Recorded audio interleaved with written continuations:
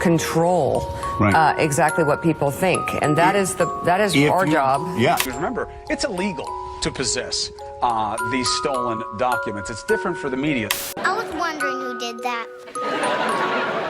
Thanks. Ain't nothing to it. A baby could do it. You take the red pill, you stay in Wonderland, and I show you how deep the rabbit hole goes. Is this the real life? Is this just fantasy? I'm a human being, god damn it! My life has value! It's time to ask yourself what you believe. Mass murder, torture, perjury, embezzlement, fraud, deception, treason. These are just a few of your many crimes against humanity. You will not win this war, for you are fighting the very essence of humanity. We make this judgment affirmatively. It will be an entire nation. Hi, welcome to Truth or Talk. You can check out our website at truthertalk.com. You can find Conspiracy Realist t-shirt there and official stories by Liam Sheff. Speaking of official stories, did you know that our next guest actually wrote a review of the official stories by Liam Sheff? Our next guest, Jim Marr. Shut up, April. Say it ain't so. I know. Get out of town. I know. I feel like we've made it now that we've got Jim Marr. I know. There's no turning back, and there's no other place to go. You should just quit right now. That's just. Yeah. We're done doing interviews, okay? Because now we got Jim Marr. I'm really excited because I'm a big fan. He's an old-fashioned real life reporter. You know what I mean? Yeah, like he's old school. He's old school, definitely. They just don't make them like that anymore. Like they don't make the reporters that actually, hit the streets and they go and they talk to people and they interview them one-on-one and they get their information and do all that. I think we've had a few people that we would consider journalists on the show that do that, like Brendan Hunt. And Chris Emery. Who actually go out and research something and then they talk to people and they interview people and they get real stories. But Chris Springmar is kind of like that too, even though I don't think he would consider himself a journalist, but he's actually gone out and talked to people, and he basically hasn't been sitting behind a computer. Yeah. People that get out of the house. These are the people that get out the house, get off the chair, get from behind the box of donuts and actually, report. Yeah, and I mean, speaking of that, Official Stories was written by our friend Liam Sheff, who, when he first started working as a journalist, he did an article called "The House That AIDS Built" about these orphans who were being used to test AIDS drugs. And he went out and interviewed these people personally and individually. He interviewed the people who, parents of some of the people who were, and the nuns who were running the orphanage, and the people who were experimenting on these kids and stuff like that. Like he went in there and actually talked to these people and talked to some of them on the phone and talked to them some personally. And it's really rare these days in journalism. And Jim Marr, who knows? He's probably interviewed so many people about the JFK assassination. I mean, I can't wait to talk to him about it and get into because I'm such a big fan. I mean, if you've seen the movie JFK, which is based on Jim Marr's book, it's just, we wouldn't, I don't know that the truth movement would be what it is without somebody like Jim Marr, Yeah. Would it even be there? I mean, would people who are out there really researching and trying to get to the bottom of things like the JFK assassination, would so many people have looked into 9/11 or looked into, if it weren't for somebody like him who got people questioning the government and questioning their intentions and questioning the things that they were doing. I mean, would we know any of this stuff? I don't know. It's kind of curious to. I mean, maybe eventually we would have figured it out, but he certainly maybe we'd be behind, and maybe the globalists will be further ahead with their agenda because according to Bilderberg, people that leak out information, they're like about 12 years behind what their original agenda is, and who knows if it's because of people like Jim Marr. It's not saying it's just Jim Marr's, because I don't want to put all that pressure on him, but at the same time, he's instrumental in basically, digging up the truth and inspiring other people to do the same.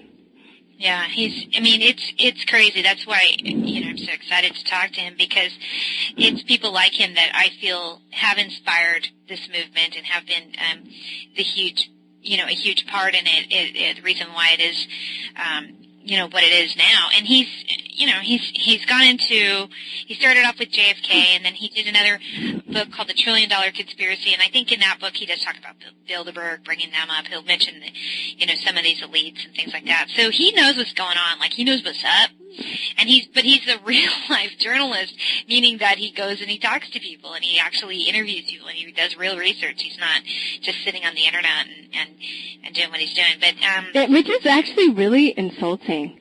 Like it is, because I was the article that I wrote about the vaccines, it really, really pissed me off about the reason I wrote it was I read an article from a guy that I guess considers himself a writer or a journalist, but his research. Oh, I'm sorry, I didn't say what the article was about. It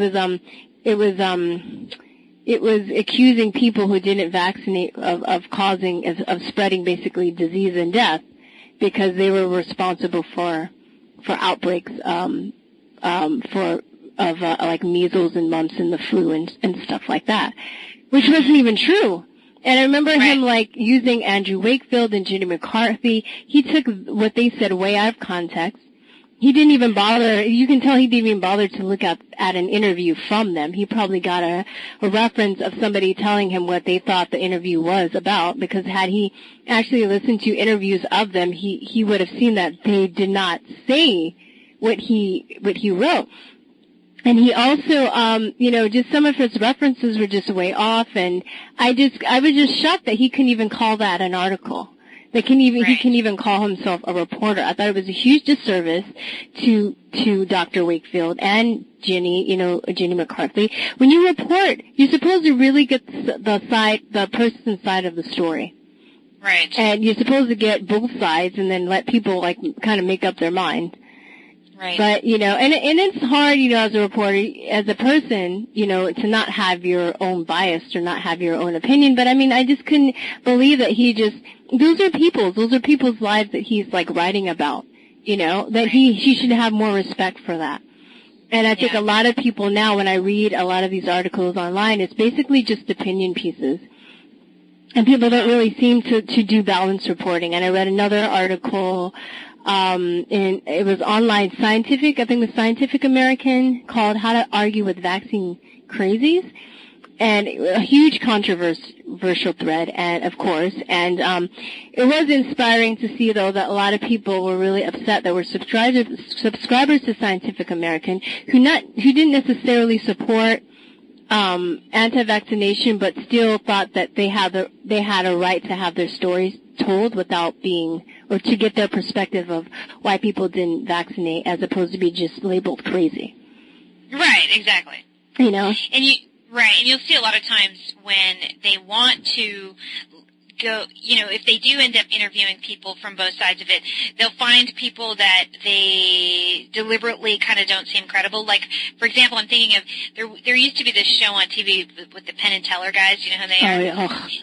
Yeah, and so they did a show debunking, that vaccines caused autism, and they interviewed some parents of an autistic child who was vaccine damaged, and these parents came off as sounding like, they had only figured out that their child was vaccine damaged by looking on the internet, and that the internet was how, that they figured all this out. And, I'm sure that there's more to it, and they just did clever editing to make it seem that way, but they made these parents look like they were really stupid, and, really ignorant, and that they didn't even have their own thought at all, that it basically just came to them from, internet crazies. And so what you'll see a lot in what they call journalism these days is people, even if they do bother to look at the other side, they want to find people who, or they'll edit it cleverly. Maybe the people are really intelligent, but they make them look dumb by, editing and making it seem like they don't know what they're talking about, or just isolating what they say and taking it out of context. So it's really disturbing, and it's really sad, and the mainstream. And it really shows the lack of confidence in the other side if they have to cheat, basically. They're cheating. Because if their theories were that strong and stood on their own, they would be able to be like, okay, well, fine. Like, look at all of the other side. See what the other side has to say. I'm completely confident in my side. I don't feel the need to edit or manipulate the situation, because this is, I mean, honestly, I don't go around debunking, pro-vaccine people. I'm just like, look at the evidence from both sides. Look at my side, fine. Look at the other side too, but I'm confident if you really look at both sides, then you would understand where I'm coming from. Yeah. I don't feel, so. No, and it's really interesting because I guess what you're talking about, this guy's article where you wanted to write a rebuttal to it, was because it was so poorly researched and people are going off thinking that, that's true, even though it's just this guy's opinion. It was vindictive and it was poorly researched. I mean, there's nothing to it whatsoever. It was like, it was ridiculous. And it's really sad because it's completely on him to come up with the information and the citations and the research to support what he has to say. That kind of stuff, I mean, if I were an editor, I wouldn't even allow that kind of stuff through. Oh, he's his own editor. I was going to write a letter to him, and I found out. I was going to write a letter actually to the editor when I wrote the article, and I found that he's associate editor. So basically, there you go. It's even worse. It's even more horrifying. Well, and the thing is that the mainstream media now is a dinosaur, pretty much. I mean, it's like you can't really get anything from anything that's mainstream anymore. You can't go to your regular TV shows or your networks and expect to hear real news. I have a question about that, though. Do you think that's just your and I'm not being like mean or condescending or smartass by asking you this, but do you think because you're an alternative media, that's your point of view? Because I don't. Because I look at my mom and she still watches like the regular news and gets her information from there. So, I mean, why do you think that? I'm just curious. Well, the reason I think that is because when I have researched the background of, let's say, take a network like CNN, and when you look at how a network like that started, it was the first all 24-hour news channel. And how did they get people to invest in 24-hour news? Well, how they did it was they started reporting on the Gulf War. That was the thing that was going on at the time. And it was owned by Ted Turner, by the way. I'm just using them as an example. Big surprise. Okay, go on. I'm just using them as an example, but you can translate it as so how did he get people interested in this war? How did he get people to invest in it? Well, first of all, they actually set up fake scenes. They started setting up fake studios and things like that, and reporters, so it would imply to the public, if you were watching it, that they were actually on the scene in the Gulf. But many of them were not, okay? They weren't even there. They were just, but they would put that as a backdrop so that it would look like it, and they weren't necessarily lying to you. They weren't saying that they were there. Oh, we're here reporting from the Gulf, but it was implied. You would look at it and you would think, so that's deceptive. Wait. With like green screen? With green screen or with a set. Oh, hell no. Okay, go on. Yeah, you can find this on YouTube. It's everybody knows that this happened. I mean, not everybody knows, but, it's easy to locate if you're looking for it. So anyway, so that's one. So if you use CNN as an example. Now, CNN was also the first network to hire somebody to head their news department who was from advertisement. So in other words, instead of hiring somebody who had a background in news, what they hired was somebody who had a background in advertisement. So they could sell you deodorants, they could sell you shampoo or whatever it was they were marketing. So the idea was not to tell you the news, but to sell you the news. Okay, so you were supposed to buy whatever it is that they're selling to you. Not only that, but I mean, there's been plenty of whistleblowers like Amber Lyons who come out and say, you start off as a reporter, and then as time goes on, you realize that you're being instructed by the government. She said it was really bad under Bush, got worse under Obama, and that they just basically tell you what you can and cannot report on. So how is that? Reporting. It's not. How can I believe anything that comes out of the mainstream news? When one, I know it was, they use the Edward Bernays model to sell you, to advertise. They actually hire people. They don't even try to hide the fact that they actually hire people out of advertisement. So why would you hire someone who worked in advertisement to be in a newsroom? Because you want to sell them your story. You want them to believe in it just like they would believe in a product. They want to buy, a truck or buy it's the same kind of thing. So, and this has been going on since the 1950s. And then if you go back even further, you take like in the 1950s, they started, when, TV and advertisement were starting to become big and it was in its heyday, they started to take, people who worked in psychology. Okay, and this is documented. You can look it up. You can even wiki it. It's pretty mainstream information that's out there, and believe it or not. And so this is so they actually would take people who worked in psychology so that they could manipulate. It was early sets of like trying to use manipulation and psychology to influence the public into getting people to think that they needed things that they didn't need, so that they needed products that they didn't need. Now you take the fact that they're selling you stuff, and you know that commercialism is like that. Capitalism commercials are like that. But then you translate that into the news. So this is supposed to be an unbiased thing. Yeah. And these are the same people that are psychologically trying to profile you so that they can tell you what you want to hear in order for you to watch their crap. So it's not my opinion. This is a fact. This is how it went down. And and you can tell when you watch it that it's biased and that it's not really real. But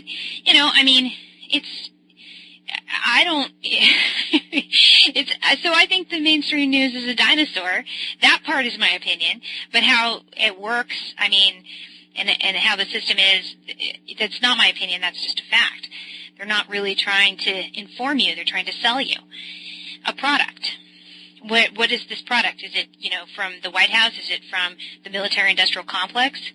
They want you to believe in their wars. They want you to believe in their in whatever it is that they're investing in. I don't know. Their Obamacare, they want you to buy that crap. Whatever it is, but they're going to use the news to sell it. And where is the incentive for people who are working for, like, let's say, one of their big financiers is the pharmaceutical industry. So a lot of these people, a lot of these networks, that's their biggest client. Yeah. It's their biggest frontier. It's like because it's not just the crazy pharmaceuticals that we talk about that have a million side effects, but it's NyQuil, it's Tylenol, and all these things. Those people are that's all that stuff is made by pharmaceutical companies, and they're huge business. So where's their incentive to tell you a fair and balanced story about pharmaceuticals? Where's their incentive? It's not. Their incentive would be to actually not balance it out because that's who their client is. That's where their bread is buttered, right? So, I don't know. As far as, I don't know. Is it, so, well, your question was, is it my opinion or do I really think you it's really true? think it's true? Well, because like how many people, do you still see people really buying into the news? I know people still watch the news. Right. Like, how many people are really buying it or really take it seriously? I don't know. I don't know. And we know that as people in alternative news, we know how that system works, but I'm just saying people that aren't. So when you say, I guess maybe what I should be asking, when you say the mainstream news is a dinosaur, does that mean that it's fading out for everybody, for the mainstream public, for what? Like, what do you mean exactly? Oh, I mean it's I guess I mean that it's fading out because I think more people are getting their news from the internet now. And sure, there are still some people who watch the news, but I think there's a large number of people, even who are not in the truth movement, who are not into alternative media, that are starting to question the validity of mainstream news, and because they're getting so many access to so many other sources because we have the internet now. So I find that, personally, I don't, I look at the internet more, and, I'll even look at mainstream sources, but on the internet. Yeah, for comedy. But I mean, for comedy, and sometimes, you might get something out of it. Just really depends. But, I'm sorry, go on. But my point is that I do think it's fading out. Yes, I do. I do think it's starting to become less and less relevant. And, well, it's bringing up CNN again. I think someone came on and said that they don't even have they got rid of their investigative journalist department. Yeah. They just got rid of it. I think it was Amber Lyon. Yeah, she said that they don't do it anymore because they don't need to, because they don't really have true investigations anymore. So that's where I was going with the whole beginning of this conversation, is that Jim Marrs is a real investigative journalist, like for real. He walks outside the house. For real. He's smart, and he's fun. I like his energy and his personality. Very lighthearted too. Yeah, exactly. Anytime I've seen him in anything, he always seems to keep a good head on his shoulders, and a light kind of sense of humor, light personality, rather than being dark and grisly about all these things that he's seen and witnessed. Because he's probably heard some really horrific stories from various people that he's interviewed over the years, but he manages to stay light, and I like him. And he was inspirational to us because we thought he's just kind of just the way that he works and all of that, and the fact that he kept so light about himself, I think, was part of inspired me a lot to try and maintain that level of lightness inside of all this darkness. I'm going to ask him that too, because I'm curious to know how do you not become that dude in the basement with the tinfoil hat that, because sometimes some of the stuff we come across, it weighs on you. Sure. Like some of the thing that really gets to me, that's really disturbing to me is like the child trafficking. And MK Ultra victims, like those are, like that makes me so, it upsets me so much, and, that's really, that stuff is just really looking at the evil side of humanity. We have great potential for good, but we also have a tremendous potential for evil as well. Exactly. And I know people that, they come across some of the stuff that we personally know people too, it really gets to them, and you gotta kinda try and steer them in the direction, of the light, because you can go down that dark rabbit hole and just kinda stay stuck in there. Or keep going down. Keep worrying about everything. You can really worry about everything. What do we have? We have Fukushima. We have other various, nuclear power plants that are melting. There are, what else do we have? The fucking robotic mosquitoes. I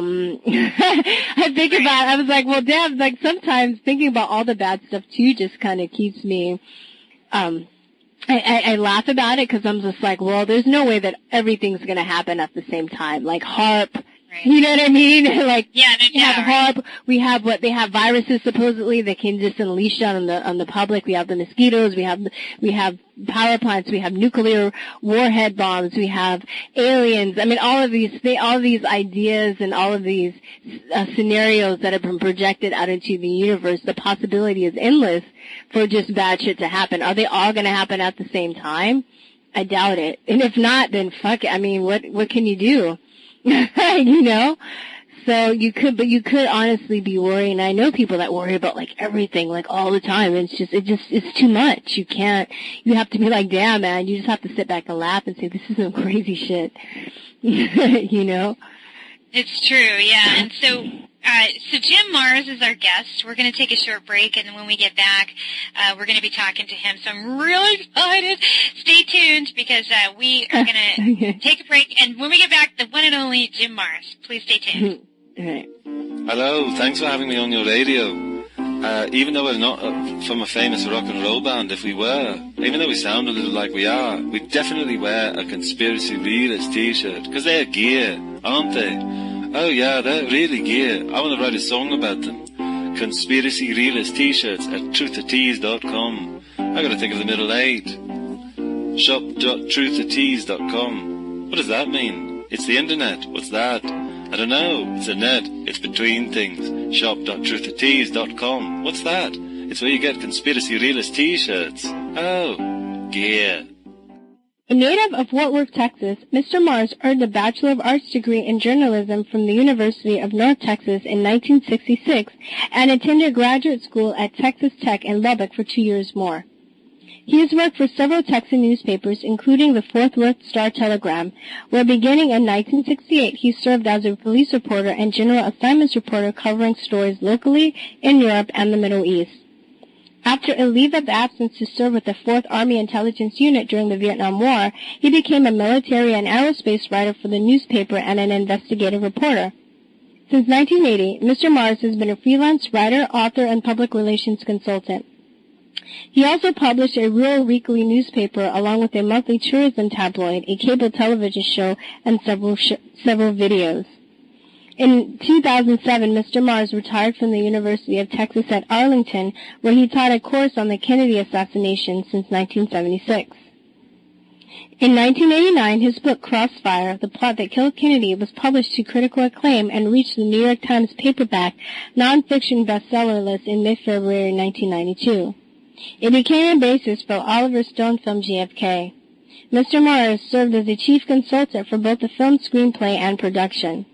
Mr. Mars is the author of several other books. You can find out more about him at jimmars.com. Please welcome to the show, Jim Mars. Hi, Jim. How are you? Howdy. It's great to be with you. It's good to be with you, too. Yes, it's good to have you. What an honor. Yeah.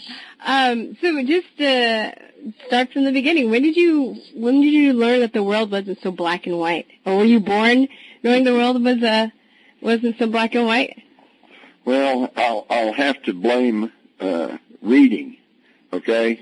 By the time I was in getting out of elementary school, I was an avid reader, and I read all of the classic books, for young people, including Tale of Two Cities and Charles Dickens and on and on. Then, of course, all the popular stuff like Black Beauty, and I read all the Hardy Boys. I really enjoyed them. And then I even read all the Nancy Drews. I enjoyed them. So I've just read everything, and so I've always had a curious mind. And went back in Baptist Sunday school, when they'd say, well, this says this and this is the way this is, and I'd go, well, why is it that way, And besides that, here in the Bible it says this here, but then back there, several pages back, it said something else. Wait a minute, what's it real? And I was told, well, you're not supposed to worry about all that stuff. You're just supposed to have faith, Well, and of course, what I would respond with was, well, then why would God make me with an inquisitive mind and then expect me not to use it, Yeah. So I have just always been very curious, and all I want to know is what's going on. What's the truth, okay?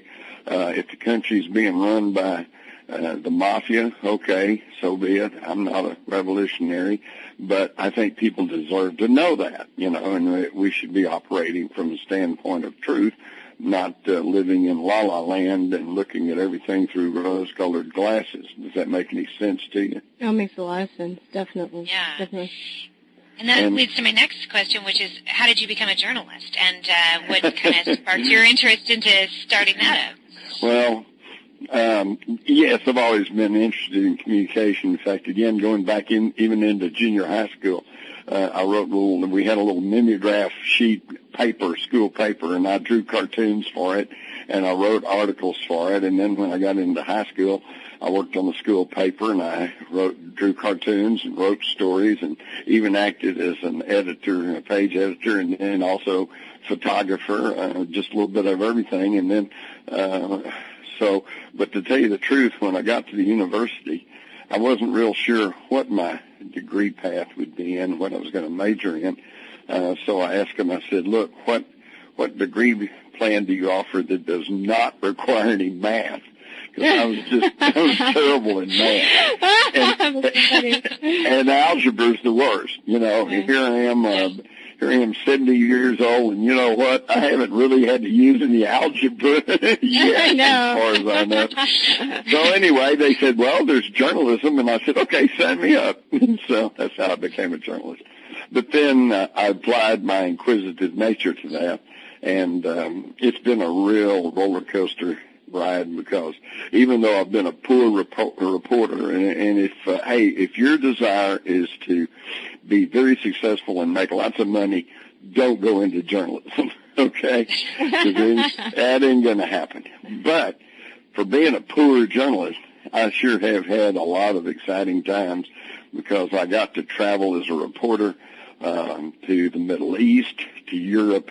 I've traveled to China, to Tibet, Central America, Canada, flew over Alaska, went with the Texas Air Guard and flew over Labrador and down into Europe. And I've traveled all around, been to Israel, been to lots of places, and ridden in hot air balloons and rode elephants and just all kinds of wild stuff.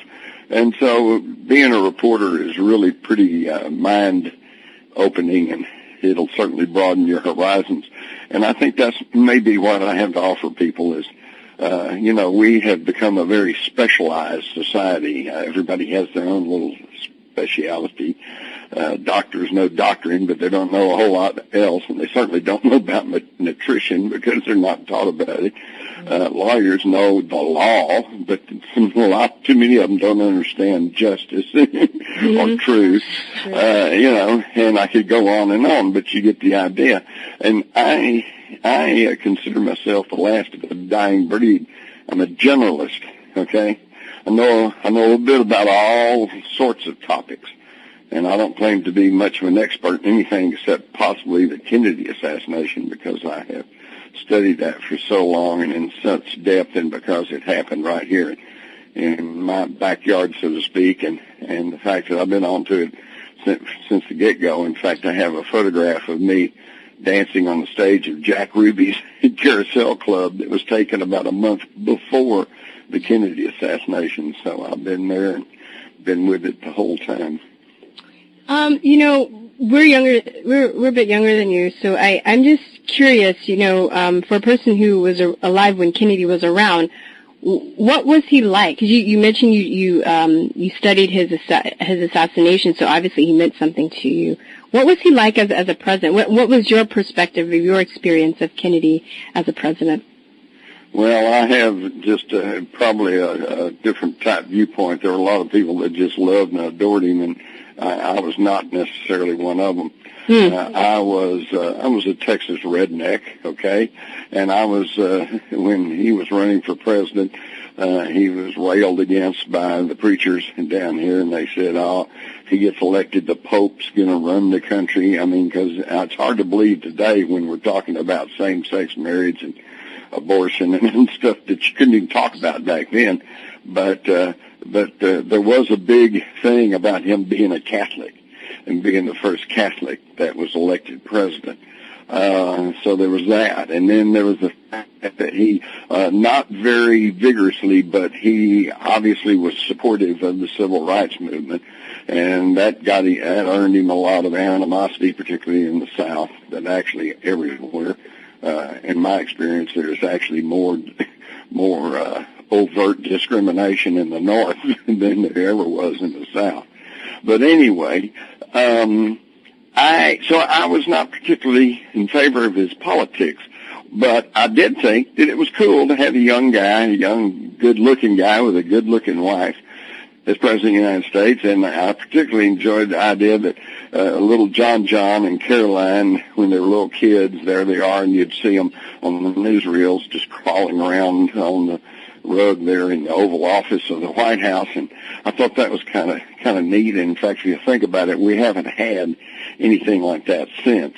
In fact, that was one of the things that happened when Kennedy was killed, was that generational politics was interrupted. And what I'm talking about there is that, every 20 years, every decade, every generation, you should get someone with a more modern outlook. Kennedy, for example, was the first president of the United States who had actually been born in the 20th century. But then after him, then all of a sudden we get Nixon, and then we get Ronald Reagan, one of the oldest presidents. And, this generational thing, we haven't had a really young guy in the presidency, I guess, until Obama, and the least said about that, the better. Yeah. It's okay. We're pretty open. We try and... Well, but there's a huge critical difference between Obama and Kennedy. Both of them were reasonably young men. But Kennedy actually was very well educated and very well steeped in knowledge and history. And in fact, he first came to public attention when he wrote a book called Why England Slept. And this was all about how England was not paying sufficient attention to the rise of Adolf Hitler and the Nazis in Germany, and how did it cost them as the war approached and they were attacked by Germany and almost conquered. And so he had a world view, and he really understood kind of how things were working, as opposed to Obama, who, unfortunately, as we now know, can't really even utter a complete sentence unless he's reading it off a teleprompter. Yeah. Yeah. Very true. Yeah, and your book, Crossfire, is what you're probably most well known for, and it's what the movie JFK was based on. And so going back to how you started investigating the assassination of JFK, what sparked your interest? Why did you want to start looking into that? Well, my interest was sparked from the get-go. I was a sophomore in college, and I already on a degree for journalism, and here this happened right here in Dallas, where I would go into there almost every weekend, to party around. And so it just kind of seemed incumbent upon me to keep up with what was going on. But I'll tell you, there's a couple of things that occurred to me that very weekend.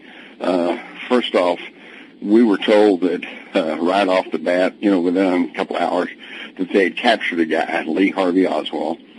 And then a little later, they said they found this rifle up on the 6th floor, a bolt-action 6.5 millimeter Italian Mannlicher Carcano. Is an Italian war rifle, and it was notoriously inaccurate. So inaccurate that the Italians had nicknamed it the humane weapon because you couldn't kill anybody with it. It was such a piece of junk weapon. So anyway, but even at that time, being a Texas boy, I'd been deer hunting. And in fact, I had some bolt-action rifles of my own. And I knew that with a bolt-action rifle, you have to work the bolt, inject a cartridge into the chamber, pull the bolt down, and then aim, and then fire, and then raise the bolt again, pull it back, eject the empty round, and then slide a new round into the chamber, and then you're ready to fire again. And that whole procedure, and this was later verified by the FBI, takes approximately 2 seconds, okay? So they were telling us that based on the Zapruder film, they knew the shooting sequence happened in 5.6 seconds, a little less than 6 seconds. Well, and then they're trying to tell us that Oswald fired 3 shots, and 2 of the shots hit the president, and 1 of the shots missed. Okay, but now wait a minute. That's almost quicker than you can just pull the trigger and operate the bolt. And then I got to listening to the interviews with people in Dealey Plaza, and since then I've interviewed perhaps as much as 100 of them, and they all say the same thing. They said there was 1 shot, and then a pause, and then 2 shots just right on top of each other, kind of a bam, bam, bam. All right, well, again, you're not going to get a bam, bam with a bolt-action rifle. The best you get is a bam, bam, bam. That's the bolt-action rifle. So right away, I knew that something wasn't right.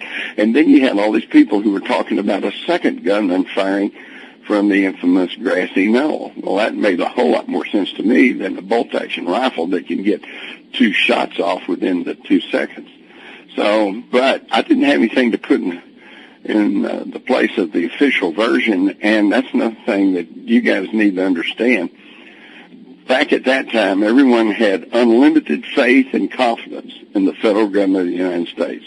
If J. Edgar Hoover, as head of the FBI, had come on television and said, hey, 2 + 2 is 5, everybody would have said, well, that's funny, I always thought it was 4, but boy, if J. Edgar says it's 5, it must be 5. That's the kind of absolute faith and confidence that the public had in the federal government. And of course, that's not there anymore. In fact, actually, that is pretty well gets to the heart of the Kennedy assassination. It comes down to simply a question of belief system, or as I say, BS. If you have unlimited faith and confidence in the federal government, then you're going to have unlimited faith and confidence in the evidence that they present to you in this case. And I'll be the first to admit that taken at that level, it's the evidence against Oswald seems pretty damning. Okay, but if you have the slightest question about trusting the government, and let's go back to the 60s when they were telling us there's light at the end of the tunnel in Vietnam. This is prior to the subsequent attack of the Viet Cong, prior to the Tet offensive. And then they tell us, Nixon tells us, I'm not a crook, but then he has to resign before he's prosecuted. And then we have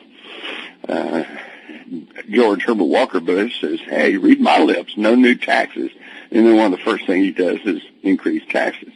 We've got weapons of mass destruction. We were told about in Iraq, which turned out to be false. And now we have a president who tells us if you want to keep your health insurance, you can keep your health insurance, except turns out you can't. So, do we really want to trust him? And if you don't trust the federal government, then the evidence begins to fall apart, and you find yourself in a whole new ballgame. And I'll give you a really good example of this. On Monday night, following the Friday assassination, the district attorney of Dallas, Henry Wade, held a news conference, and almost as an afterthought, he says, oh, have I mentioned we've got his fingerprints on the rifle? Well, that pretty well seemed to cinch it in everybody's mind. Oswald had him arrested. He's suspect. His fingerprints on the rifle. Shoot, he did it, But wait a minute. Let's peel this back and really start looking at it.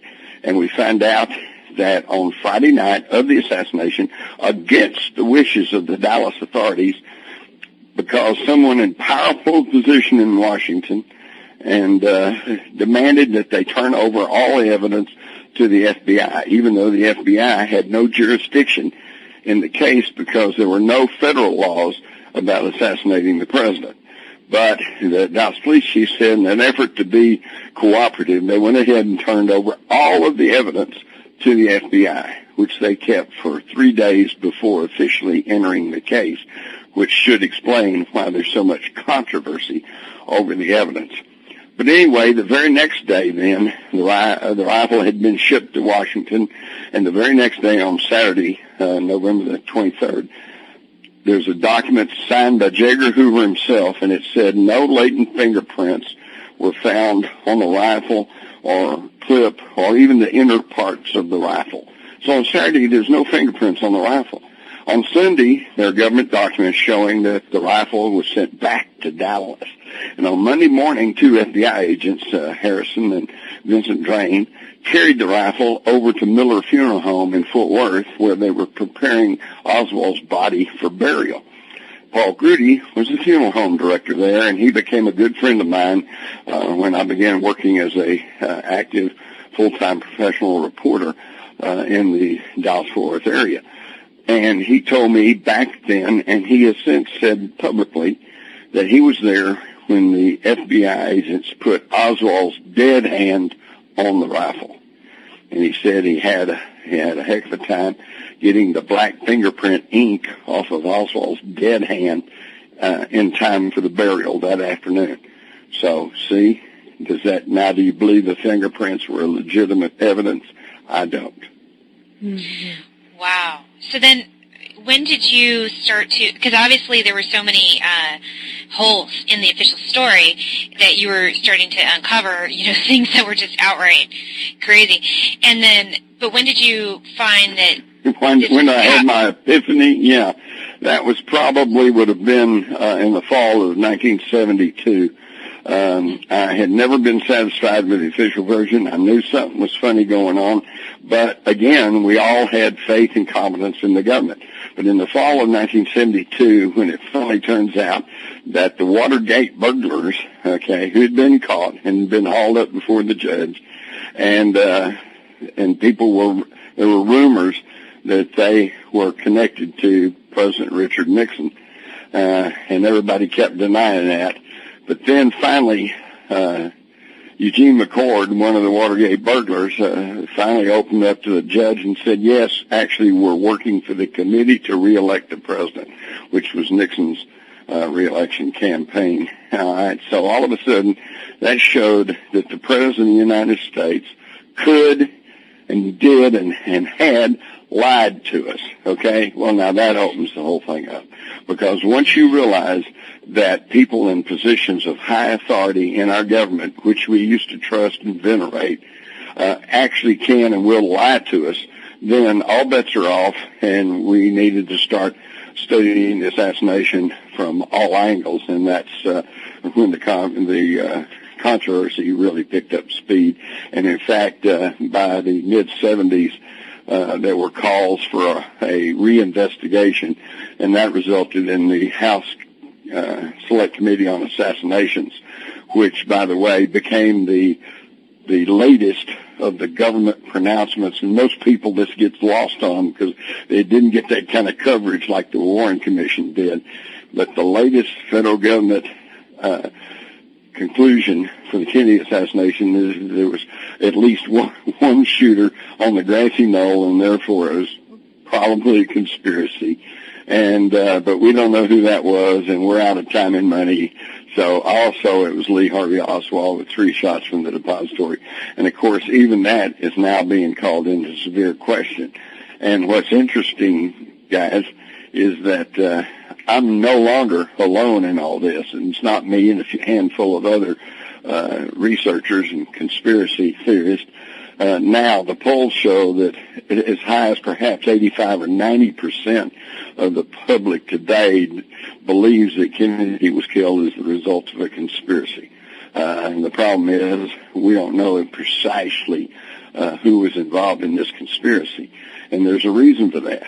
You see, there's been a huge cover-up in the Kennedy assassination, but not in the way that we normally think of a cover-up. We think of a cover-up in that there's a lack of evidence. Everything's been hidden away. We can't find any facts and evidence. But in this case, it's the exact opposite. This is cover-up through obfuscation. You got so many people claiming so many things, so many theories, so many claims and counterclaims, charge and countercharge, that the average person just starts shaking their head and says, oh, wow, I don't think I want to hear anymore. And so we go into these periods when people just kind of turn away. And that's another thing I might point out, is that for about 15 years after the Kennedy assassination, it was just considered impolite to bring up the subject in decent company. And guys, we're going through the same thing right now with the attacks of 9/11. It's just considered not very proper to even talk about it. And yet I'm here to tell you that there's so much obvious deceit and inconsistencies and problems with the official story of 9/11 that it makes the Kennedy assassination look like truly a deep, dark mystery. And you say that 85% of the population believe that they don't believe the official narrative of the JFK assassination. I think you deserve a lot of credit for that, Jim, because if it weren't for your book, I don't know how many people would be questioning it at this point, because a lot of people base that on the Oliver Stone film that they saw. They're like, which was based on, in large part, on your book. Sure. And so, going back to when you were starting to have this epiphany, when did you suspect maybe this was in line with intelligence, or when did you think that maybe there was some involvement with the CIA? Like, how deep did you start to realize that this might go? Right. Well, this really opened up a whole new can of worms. You got to understand, at the time of the Kennedy assassination, because I was a journalism major, and at least like to think of myself as being pretty much up on various issues and topics, I was definitely aware of the Central Intelligence Agency, the CIA. But even then, I did not know very much about it. And you have to understand that I was in the minority. Most people in 1963 had never even heard of the CIA. They had no idea what it was. They had no idea what it did. Just like today, most people don't know anything much about the NSA, the National Security Agency. Although over the past year, thanks to the revelations of Edward Snowden, we're now learning more and more and more. But it was that way back in the 60s. Nobody really heard of the CIA because it was a secret government organization. However, once it came out that government officials would and could lie to you, and then as we rolled into the 70s, we had the Garrison investigation in New Orleans, and all of a sudden the CIA was popping up all in that. And then we had the Church Committee in the mid-70s, and then it comes out that the CIA was involved in overthrowing governments all around the world, and to include assassination. So now we know that we have a secret government agency that is experienced in overthrowing governments and killing national leaders. So all of a sudden the idea that Kennedy may have been killed by people within his own country and his own government did not seem quite so preposterous. Right. So, most people have seen the Oliver Stone film, as April mentioned. Do you think that they did a good job portraying your book, or do you think that there's any information that you that was left out? Well, let me say this. Number one, I was paid for the rights to use my book, the information in there, and I was just very fortunate. I just happened to be at the right place at the right time, because I later realized that Oliver Stone had already decided he was going to make a movie, and he was going to make a movie on the Kennedy assassination. And as he later told me, this is not a documentary, I'm making a movie. So he needed a story. And his story was about the prosecution of Clay Shaw by District Attorney Jim Garrison in New Orleans. So he used Jim Garrison's book, which told about his experiences in that prosecution. What he didn't have was an overview of all of the aspects of the actual assassination in Davie Plaza. And, of course, that's what he got from my book, Crossfire, The Plot to Kill Kennedy. Now, I got paid for the rights, and I had my money, and so I was fully prepared to repudiate that film if I thought that Stone had deviated too far from the facts and the information and conclusions that I had. But this is really cool. He did not just take my book and run with it. He had his own investigative staff headed by a very sharp lady named Jane Rasconi, and his staff backtracked on my book. They even interviewed some of the people I'd interviewed. They saw the same documents I saw, and interestingly enough, I support the film because they came to the same conclusions, saw the same things that I had. And, of course, there are always gaps and holes, but I want to tell you something, that the film JFK, Oliver Stone, while not necessarily ground truth, because we don't know and we can't prove a lot of the aspects, but in general, that is the closest that the American public has gotten to the truth of the Kennedy assassination up until this time. Do you think it's ever going to be possible to truly know who assassinated JFK? Is it going to be possible what? To know who truly assassinated. Oh, who did it, right? Yeah. Okay, well, this is what I'm asked all the time. Will we ever know the truth about the Kennedy assassination? And my response is yes, we know it now. But, you're not asking the right question. What you're actually asking is, will there come a time when there'll be a press conference and some national political figure will get up and go, okay, here's what really happened to Kennedy? No, that is not going to happen. All right? So, because, think about this. If they ever formally admit that Kennedy was killed as a result of an internal conspiracy, that there was a coup d'etat in the United States in 1963, that makes every government since his, starting with Lyndon Johnson, Richard Nixon, Jimmy Carter, Ronald Reagan, George Bush, right on up. It makes them all illegitimate. And can you imagine what would happen when the lawyers get hold of that? And every law, every regulation, every presidential executive order, everything, they'd throw them all out saying, well, they were not a legitimate government, so none of this counts. It would throw everything into total chaos, so they will never, ever come out and fess up the truth to the whole thing. But do we know the truth? Certainly. All you have to do, again, is look at the evidence. Now, don't get lost in the details. Don't start examining the trees so close that you miss the forest. The forest is simply this. In the Kennedy assassination, we have crimes committed. We have suppression of evidence, destruction of evidence, fabrication of evidence, suppression of evidence, intimidation of witnesses.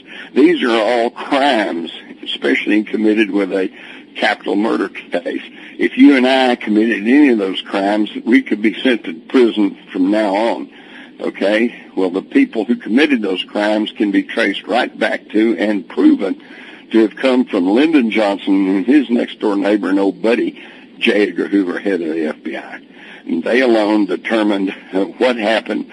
The FBI was in sole authority of investigating the assassination, and the Warren Commission was handpicked by Lyndon Johnson and paid for out of discretionary funds for the President of the United States. So the man who most benefited from the assassination was total charge of the investigation into it. How convenient, okay? And so that's why we can now know that these two men, Lyndon Johnson and J. Edgar Hoover, they are guilty in the Kennedy assassination and could be found so in a court of law. Because can we prove that they ordered or orchestrated the assassination? No. But what we can prove is that both of those men took actions afterwards to confuse, confound, and block any truthful investigation into what actually happened. This, under our legal system, makes them accessories after the fact, okay? And under our legal system, accessories after the fact are considered just as guilty as the person who pulled the trigger.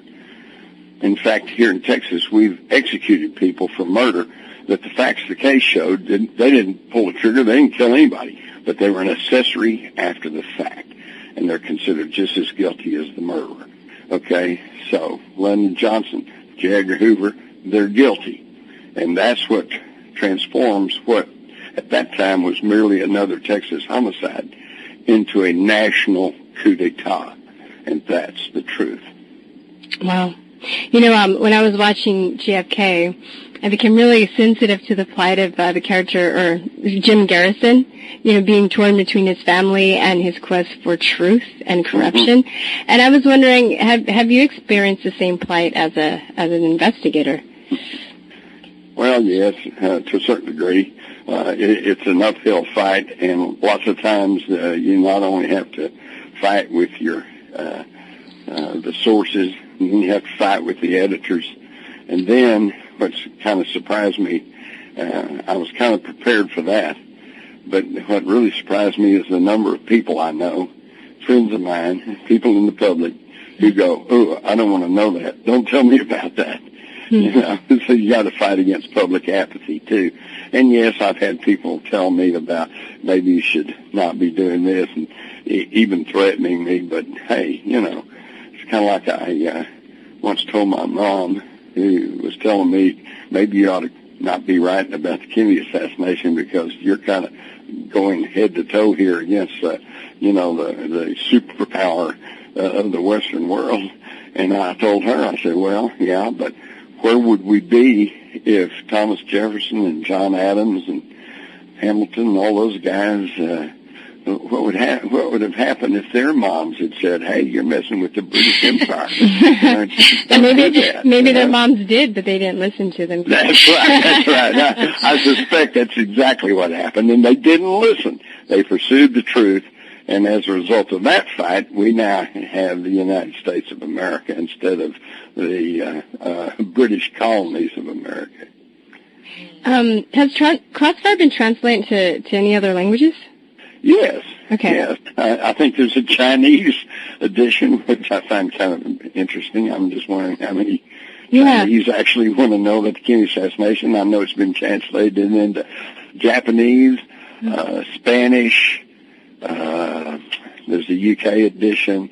Also, a whole bunch, actually, come think of it. It's been translated into Bulgarian and several other places. Oh, that's good. Yeah, but I'm learning Mandarin. I lived in Taiwan for 2 years, so Chinese actually would be a good.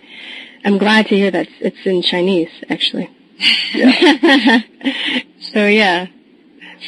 So, Jim, you were talking earlier about all these, you brought up these examples of all these lies our presidents have told us in the past. And when you were saying that, one of the things I was thinking of is the Dwight Eisenhower speech, his farewell speech. Do you think if people really understood what he was talking about when he was talking about the military-industrial complex, it could have been fortuitous of the JFK assassination? No, I don't believe that most people at that time, of course, everybody keeps harking back to him now because he was really, he really had given us some foreknowledge. But at the time, nobody quite understood what he was talking about because the military-industrial complex at that time was such an integral part of our society that nobody really stopped to think of them as a separate entity that maybe we ought to be cautious of. Keep in mind that when he said that would have, seems like he said that in his farewell speech, so that would have been 1959, I suppose. We had just come off of World War II. And everybody was just so happy and thankful that the war was over and we won. We were God's gift to democracy and freedom and, everything was cool and the GIs had all come back and jumped on the GI Bill. A lot of them had gone to college and bettered themselves and they were all buying homes in the suburbs and everything was just kind of hunky-dory there in the 50s, So, no, I don't think at the time most people really realized what he was trying to warn about. And even though he did a pretty good job of saying that we must be careful of the power, whether sought or unsought by the military-industrial complex. Hey, you guys, think about the 50s sci-fi movies, okay, the blob from space and, aliens from Arcturus or whatever. And whenever the monster or whenever the space people landed, what's the first thing everybody said? Call the Army. Right? So we were in that kind of mindset where, if we have a problem, call the Army. Sure. And then if the Army says, okay, we have to evacuate this beach and we have to evacuate this town, everybody went, okay. And they just go willingly do it. Because we had no idea at that time, and most people to this day don't have any idea that the military is a weapon, essentially. Yeah. And, if good people are in charge of that weapon, that's great. But what happens if bad people get in charge of that weapon? Right. Yeah, that's a good question. Yeah, and right, and then all of a sudden the patriots become the terrorists. Yeah. Yeah. Right, and that's kind of what's happening right now, isn't it? Yeah, if you try to talk about the Constitution and you try to talk about our freedoms and you're in favor of the Second Amendment and the 10th Amendment and the 9th Amendment, well, you might be a terrorist. Yeah. Right.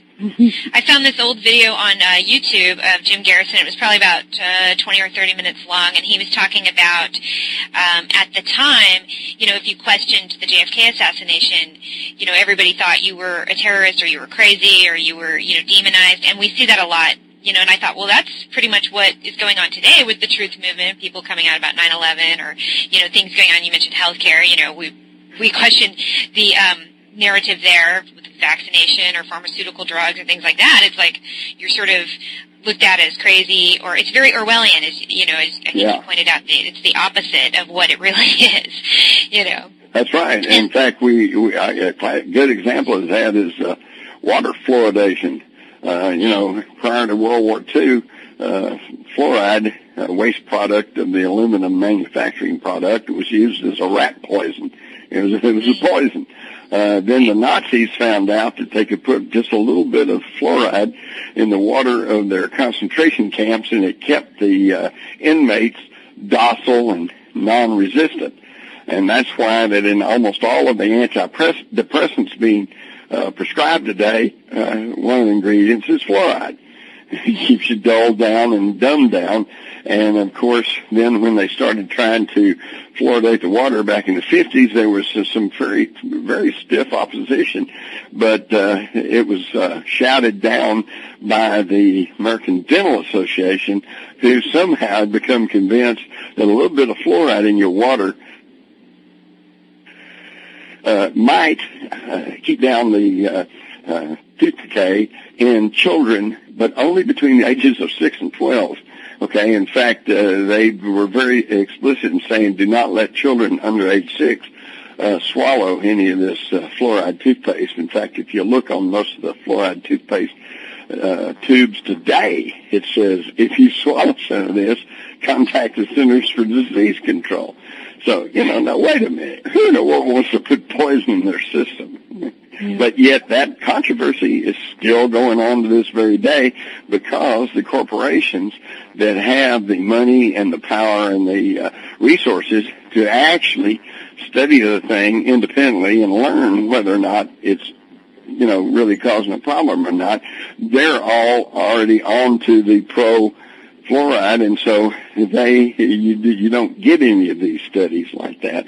And the ones that are doing studies usually are in Europe or somewhere, some other country, and they're easy to dismiss.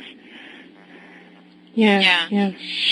And, just to switch gears just a little bit, I saw one of your lectures, and you were talking on YouTube and about the Council on Foreign Relations, or the CFR, and you said that, well, first of all, what is that, and what is the connection to the presidency and the CFR?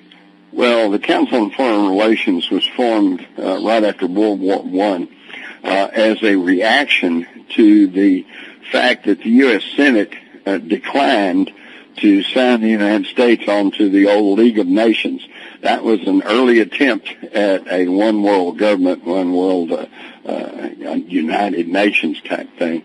And the Senate at that time, even though Woodrow Wilson, the U.S. president, had kind of conceived of the whole thing and was pushing it, they said, no, we're not ready to give up our sovereignty. And so they declined to ratify our joining the League of Nations. And so a bunch of the globalist financiers, bankers, and the people who look on the United States as merely the North American branch of their worldwide corporate system, they founded the Council on Foreign Relations and its sister organization, the Royal Institute of International Affairs in England, and they were using the money of the South American Diamond King, and he himself said that the whole purpose was to create a secret society that would blend the economies of the United Kingdom and the United States.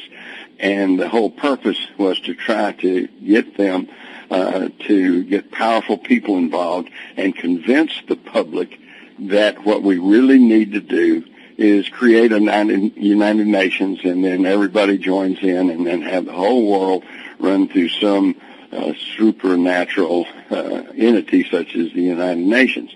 And they really got it started during World War II, and there towards the end, when it became pretty obvious that the Allies were going to win, all of a sudden, instead of calling the Allies, or instead of calling it a joint operation of Britain and America and France, all of a sudden it became the United Nations. And then, of course, right after the war, they held formal meetings and formally created the United Nations, and it's been an argument ever since over who should have the control of our lives, our own representatives elected here within our national boundaries, or some bureaucrat that belongs to this global organization like the United Nations. Right, which, I mean, we don't, these are all unelected officials. All people, or I don't know if they're even officials, but all these, it's like a secret government in plain sight, they're in Yeah, exactly, because, no, they're appointed by the president. In fact, let me tell you, here's talking about a secret government in plain sight. I'm sure you've heard of the National Security Council, right? Yeah. And in fact, every time that we're invading another country or we're sending drones in to kill somebody, and whenever all this stuff's going on, if you'll really look, it says this was approved by the National Security Council. Well, that all sounds pretty good. That you think that we have a committee somewhere, and maybe you've got some diverse opinions, and when they can all agree on something, maybe that's something that's really beneficial and necessary. But wait a minute. I ask you guys, who is the National Security Council? Do you know? I have no idea who those people are. No. Well, don't feel bad, because neither does most everybody else. Right. They see it, they think, oh, this is great. But here's the deal. The National Security Council is actually only 4 people. The President, the Vice President, Secretaries of State and Defense. Okay? Well, yep. And then anybody they decide to bring in there too, like if they're dealing with Afghanistan, then they bring in some chiefs and some officials and some experts on Afghanistan, okay? But the National Security Council basically is just those 4 people: President, Vice President, Secretary of State and Defense.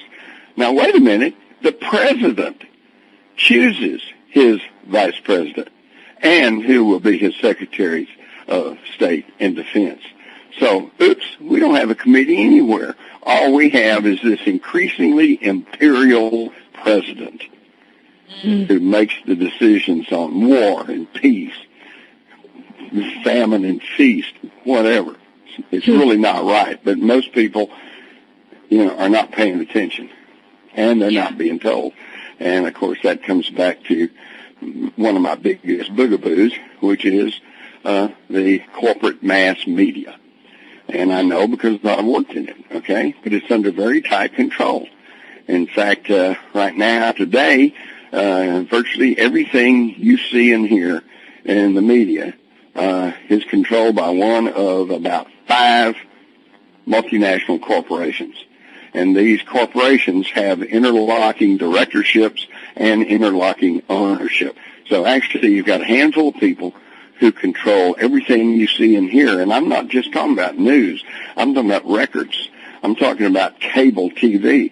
I'm talking about newspapers, magazines, billboards, everything you see and hear. And it's all under the control of 5 corporations. Right. Mm.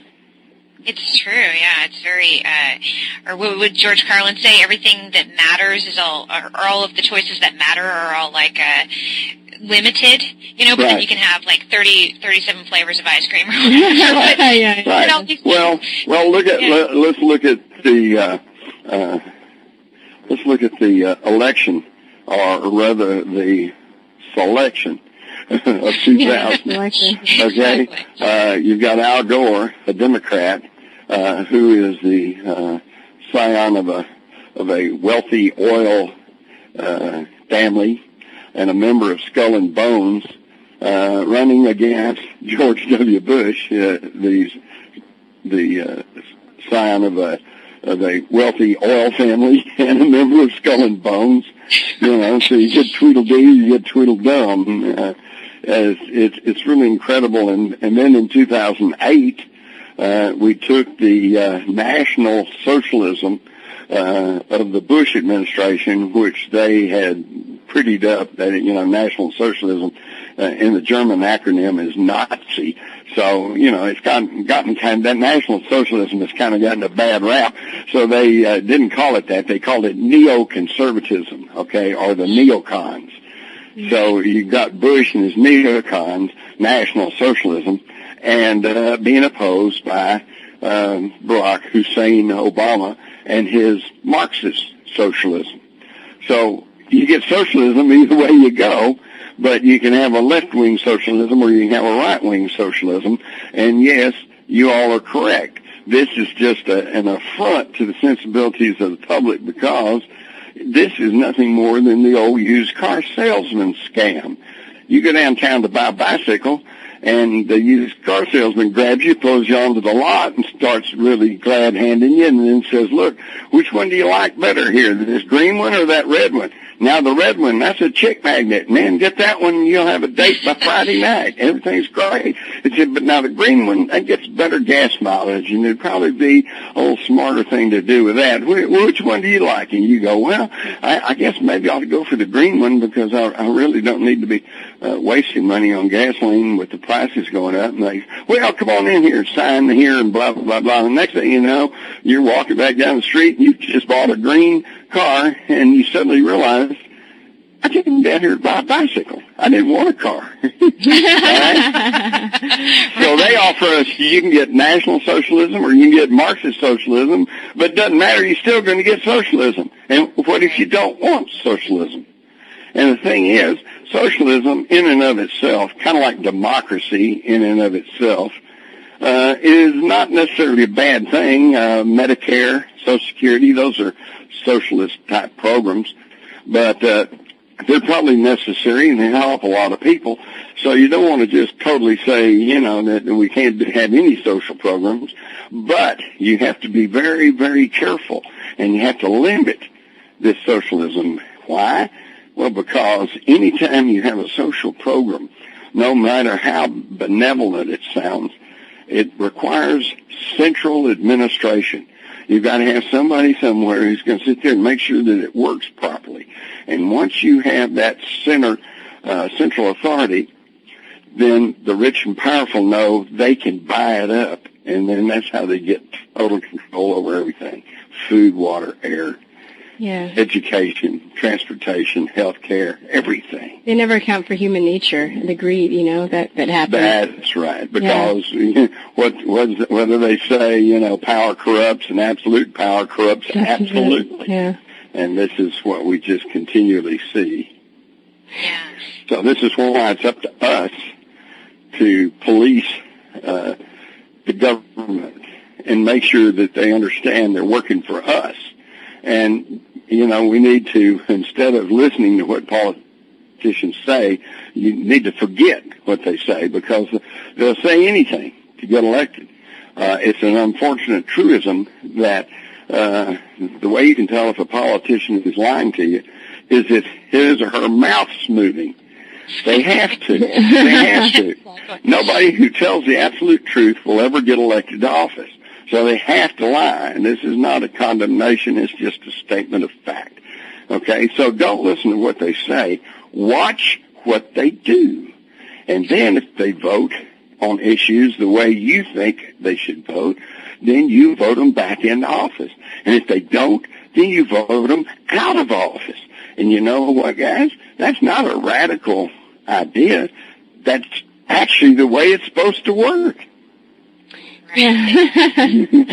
Yeah. I have a question. What is your definition of the truth, and why is the truth so important to the human race? Well, there's huge arguments over exactly what is truth, and I totally understand that.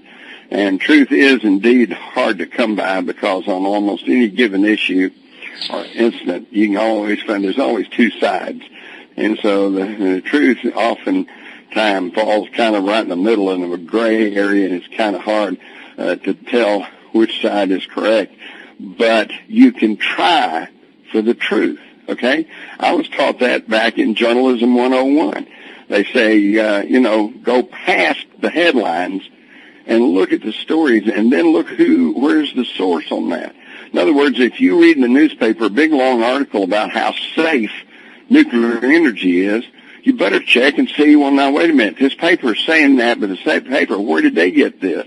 Well, it turns out it comes from some spokesman or spokesperson for the Atomic Industrial Forum. Well, that's a pro-nuclear industry organization, for lobbying for nuclear power. So whoops, wait a minute, you're going to have to take that story with a huge grain of salt, because you're only getting one version of that story, okay? See what I'm saying? So to find truth, you have to read and keep your mind open to everything and hear all sides. And when somebody says, one thing, you need to go and find out, well, what is there anybody saying something contrary? And if there is, what are they saying? And do they have any facts, data, evidence to support that? In other words, if you're going to be a fully functioning, free citizen, you need to start thinking for yourself. Do you think you can ever go down too many rabbit holes? Oh, yeah. Yeah, you can really get bogged down. In fact, I'll give you my classic warning. When you start down the rabbit hole, you can always stop. You can always say, okay, that's it. I don't want to hear anymore. I don't want to know anymore. I'm just going to stop right here. But, folks, you can never go back. Because once you know something, you know it. And you can't unknow it. Okay? So, yeah, be careful. If you really want to know truth, keep digging, keep going down the rabbit hole. If you get to a point where that's it, you're happy enough, you don't want to know any more truth, then stop. My impression of you is you're really open and friendly, and there's some people that are in this field that let the negativity get to them, and you seem to manage that. I don't know everything about you, but you seem to manage that. You're cracking jokes, you're friendly, you're open, how do you do it? Or did you go through a time where it did really get to you, Oh, well, yeah, you have to keep catching yourself up. And number one, I'm always interrogating myself, hey, Jim, is that really true? Do you really know that? How do you know that? Maybe you are just a conspiracy theorist. Maybe you just see a conspiracy and everything. So I stop and I back off and I get very objective and I look at all the evidence and I go, nope, it's all there. Now, how do you keep a good attitude? Well, it's real simple. You have to understand that what we think of as our daily reality is just a huge cosmic joke. Okay? It's just a storyline that we've bought into, and we're doing all this. And one of the biggest fears, one of the most basic fears everyone has, is the fear of death. And that's because we've been conditioned into thinking that when you die, that's the end of it. Okay, everything goes black, you're gone, and everything you've thought, everything you worked for, everything you've done, it doesn't matter, because that's the end of it. But I happen to know, not just guess, not suspect, not believe, I know that that's not the end of it. And how can I say that? Well, because I'm being brought up in the 40s and 50s and 60s. Science was a huge part of the education. Going to the moon, being an astronaut, exploring space. That was a huge agenda back then. Today it's all kind of by the wayside. Today it seems to be, let's just go out and party and have fun, because I don't think there's going to be much tomorrow. So that seems to be the attitude. But back then it was all open. The future was bright. We're going into space. We're going to colonize other worlds, yada, yada, okay? And as a result, I have carefully tried to blend my philosophies and with equal parts knowledge, research, and science, and true knowledge. And science tells us that energy can neither be created nor destroyed. It can only change form. And when you back off and look at us, we are energy beings, all right? It's just, unfortunately, we're trapped in these meat sacks, okay? And these meat sacks, that it ages, and it grows old, and eventually the meat sack gives out. But then again, back to science. Science tells you that and they've registered this and they've demonstrated this. When a person dies, that energy field that energizes them, the New Age people would call it the aura, but it's the energy field that's around every individual. That energy field does not dissipate. It lifts up and it moves off. So when you die, you're just going to go do something else. And we have every reason to believe that because you have people with these near-death experiences, and we have people who claim that they've gone psychically to the other world and then come back. And they all say the same thing. Yeah, there's something going on over there, In fact, I was feeling quite good. I wanted to stay there, but they told me, no, you have to come back. So I came back, and I'm back alive. So, and those stories just go on and on and on. So anyway, once you understand that death is not the end of everything, then you understand, hey, it's time to relax, have a good time, do the best you can do, try to make the world the best you can, and don't sweat the small stuff. And everything is the small stuff. That is great advice. Yeah. You know, we, Christine and I, when we started this show, we were inspired. We saw you had done an interview with, I think it was Project Camelot, and you talked about following your bliss. And that's something we often talked about when we wanted to start the show, is that it was just something we wanted to follow, even though we weren't getting paid. Yeah. As you say, there's no money in it. But we thought, well, you know, maybe someday we're just going to follow it anyway and just do it. And you know, we look back at that interview as like one of our kind of inspirations to start it. So, so good advice indeed. And how long ago was that? Oh, a little over a year. Yeah, about a year. So for a year, you've been doing what you love, and you seem to be doing quite well with it. Oh, well, thanks, yeah. And we started it, I was living in a different country.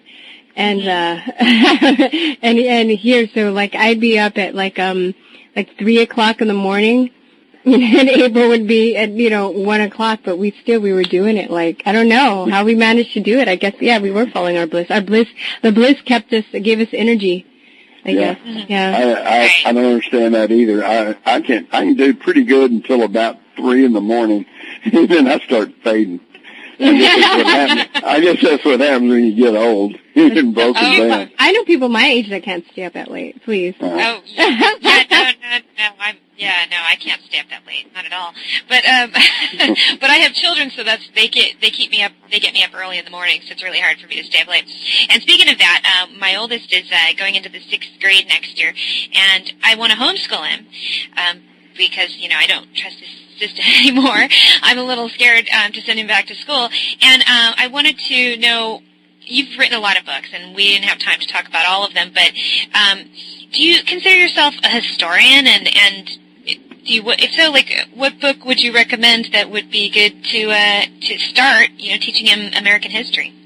Well, I don't truly consider myself a historian. I consider myself a journalist, but then, see, unfortunately, there are no journals anymore, and the few journals there are under total control of these 5 corporations. So I'm a journalist, but I don't have a journal. So I have to communicate in my books, okay? Now, in my books, if you want to try, you need to look for alternative works. One that I would highly recommend is Howard Zinn, Z-I-N-N. Oh, the People's History? Yeah, the People's History of the United States. I think Oliver Stone, along with someone else, just recently came out with a book about Hidden America or something like that. So, yeah, look for these. And I'm not saying disregard conventional history. I'm not saying that you have to believe all the alternative histories. I'm just saying study both and see which one it has the most evidence to back it up, the most documentation, and what makes the most sense to you. In other words, we're back to thinking for yourself. Yeah. Yeah. We are all products of the conditioning process that has been going on our whole life, regarding wherever you were born, wherever you grew up, the people you came into contact with, your parents, your church, your schools. They've all shaped us into the people that we are now. And hopefully, for most people, that's a good thing. You're stable, and you're self-confident, and you have some modicum of education, and you're ready to tackle the world, okay? But this is also the very real possibility that a lot of what you were taught is BS. Yeah, definitely. With this, especially in our public school systems today, the way that right. Well, do you all know who founded our public education system? Probably the Rockefellers, the Rothschilds. Yeah, John D. Rockefeller. Yeah. And he was quoted as saying, "I don't want a nation of thinkers. I want a nation of workers." Yeah. Okay? So this is what school is doing. In fact, I've got a 5-year-old granddaughter, smart as a whip, sharp as everything. We always joke, and she's 5 going on 18. Okay? And she got in trouble in school last week because the teacher told her, "You're not in your assigned seat. You need to go sit over there." And she said, "No, I don't want to." Oops. So we had to get on her, and the school got on her, and she had to write, "I will not challenge my teacher because it's her classroom," So in other words, what they're doing now is conditioning her to obey authority. All right? And that in and of itself is not necessarily a bad thing. If you want to live and do well in our society, you better be prepared to yield to authority, okay? But that does not mean you should give up your autonomy and just give up to every authority comes along. Sometimes there's a time to say, no, I don't want to. But there's a difference, I think, between just respecting people in positions of authority and giving your power to authority, Exactly. Thank you. That was very good. I'm a teacher, and I try to, if I make a mistake, I encourage my students to tell me. I'm never, to challenge me. If they don't like a story, I want them to tell me why. They don't have to necessarily like everything we read in class. But at the same time, they have to have respect for me. They can't be like cracking jokes or playing with their iPhone while I'm teaching. That's very rude. Exactly. Exactly. I am just so fortunate in that I was in grade school back at the time before we had all of this bureaucracy and all of this social services and all of these psychotropic drugs, because, as I mentioned earlier, I was an avid reader. I read everything, and so we'd get in a big class and they'd say, "Okay, open your books to, page 10, and we're going to read the next chapter." Well, zoom, I'm through. I've already read the next chapter, and everybody else is still struggling along. So I'm looking out the window, okay, because I'm bored. All right. Now, the worst I got was the teacher come around, rap me on the knuckles, and say, "Jimmy, stay with the rest of the class." Yes, ma'am. Okay. But today, they would send me down to the school nurse who has been taught and conditioned into saying, "Oh, well, he probably has attention deficit disorder, and we need to prescribe him some antidepressants, and they'll get you on some kind of drug regimen." So it's really just incredible what's going on within the education system. Yeah. Indeed. And I'll tell you something else that scares me, being in the book writing business and having such a love for books, is I live in a rural county here in Texas, not too far from Dallas-Fort Worth. My wife was the art teacher in high school for many years. She recently retired, and she called up the teacher that took her place as the art teacher and offered her help in setting up, this was last spring, setting up the senior art exhibit. And every year I've gone to help her a lot, so I knew about this. They take all the best artwork from the seniors, and they would set up a showing public thing in the school library. And all the parents, everybody came to look at their artwork. It was really kind of a neat deal. And so she called up and told the new teacher who'd taken her place, said, "I'm offering to help you set up the senior exhibit." And she said, "There's not going to be one this year." And she's kind of shocked and says, "Well, why not?" And she says, "Well, because we can't get use of the library." "Why not?" "Well, it seems they're taking all the books out of the library and turning it into an internet cafe."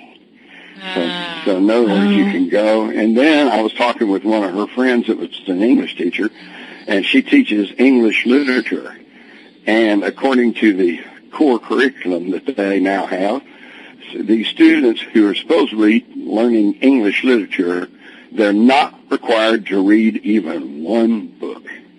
Now, I ask you, how's anybody going to know English literature if they're not required to read a book?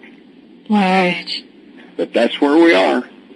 The whole world's topsy-turvy. Yeah. Black is white, and white is black, and up is down, down is up. We're in 1984. Yep. Yes, indeed. Yep. War, peace is war. Yeah. Right. Yeah, it's true. Obama. Yeah, what do they?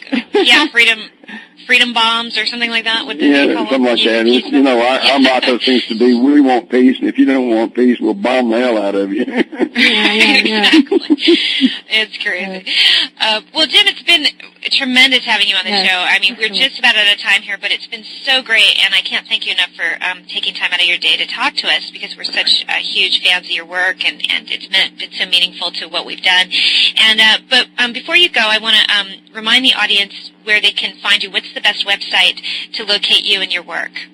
Well, oddly enough, it's jimmars.com. JIMARRS.com. And you can get my books there on my website, plus stories that I post from time to time that I think you might find interesting and that you probably will not find ballyhooed in the corporate mass media. And then also, of course, you can get my books at any bookstore and at, of course, Amazon. Okay. Thank you so much. Okay. Well, thank you so much. And all right. Thank you all. Thank you. Bye-bye. I was on holiday with Sir Lawrence Olivier.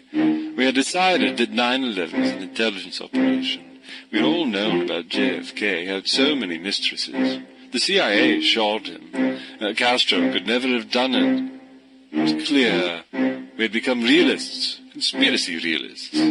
How would we let everyone know was the question. We decided to buy T-shirts that told the contents of our hearts and minds to the world. We went to shop.truthoftease.com. Even though the internet hadn't been invented at the time, we went to shop.truthoftease.com. There we purchased Conspiracy Realist T-shirts, one of a kind, sold only at shop.truthoftease.com. 100% cotton in men's and women's fitted sizes. I won't tell you which one I'm wearing. Hi, welcome back. Thanks for listening to Truth or Talk. Christine, how was that? How was that interview? What did you think of that? It was amazing. It was amazing. I wanted to keep going on. I felt like I didn't want to take any more of his time, but it was wonderful, and it was just so inspiring. And it was so, I think one of the parts that really inspires me is that he just, he knows all this stuff. He's very professional. He's had a lot of life experience, some good, some bad. But he's still energetic and curious as ever, I know. So it is inspiring, and I liked. He was an integral part of our wanting to start our show, and I'm glad I told him that because, I just think it's nice to be able to tell the person that inspires you that they inspire you, and. Because we watched his interview on Project Camelot, we'd both seen it, and we liked when he was asked how he stays kind of positive, or how to kind of like combat all the negativity, and he just said, well, you follow your bliss. If you like doing this, you just do it, and then if it's like fishing, or if it's if you like, he's like, I like journalism. I'm curious. I read books. I'm an avid reader.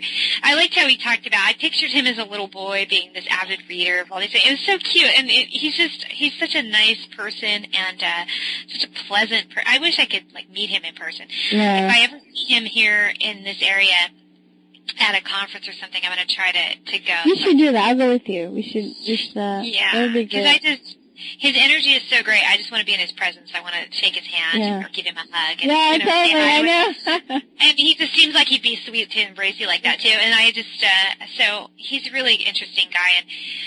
And I can't imagine what, this thing would look like, what we're doing now, and all this research, had it not been for somebody like him investigating JFK.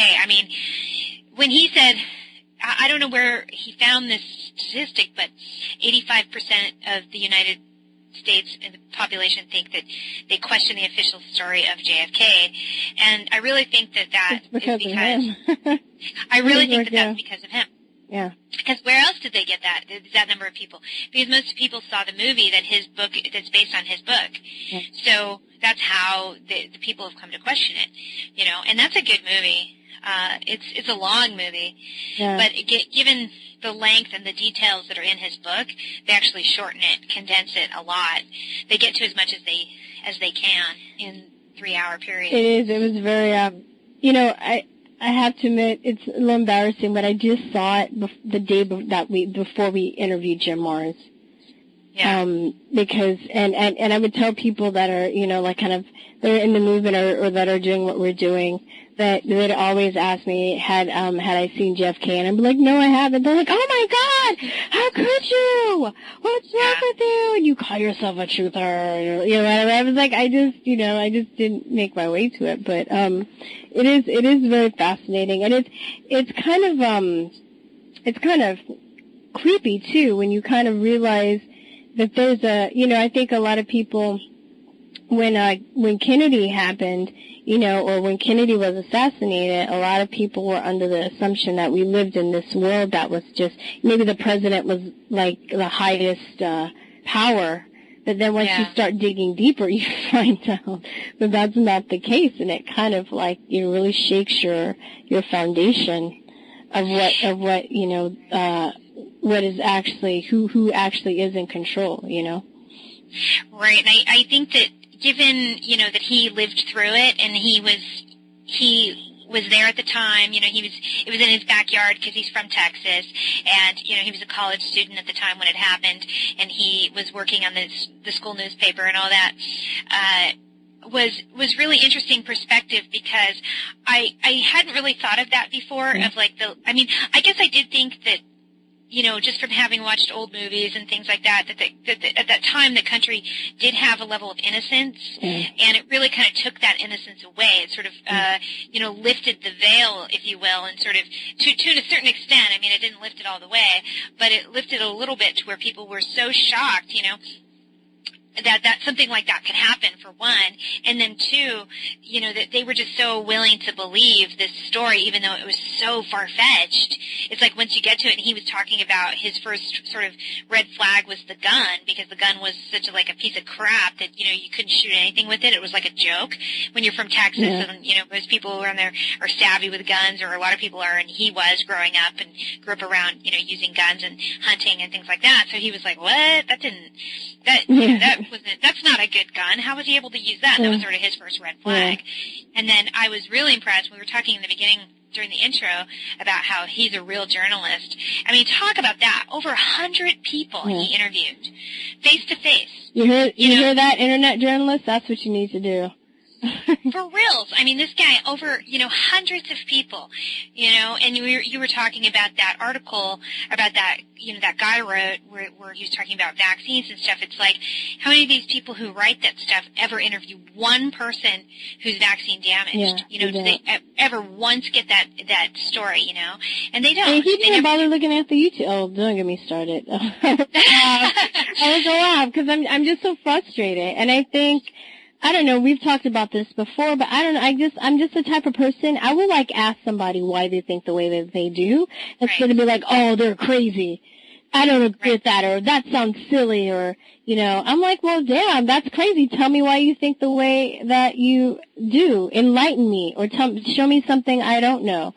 Or at least tell me, and then let me determine if you're crazy or you're a jerk or afterwards. But at least get to the bottom of the story. You know, at least do that.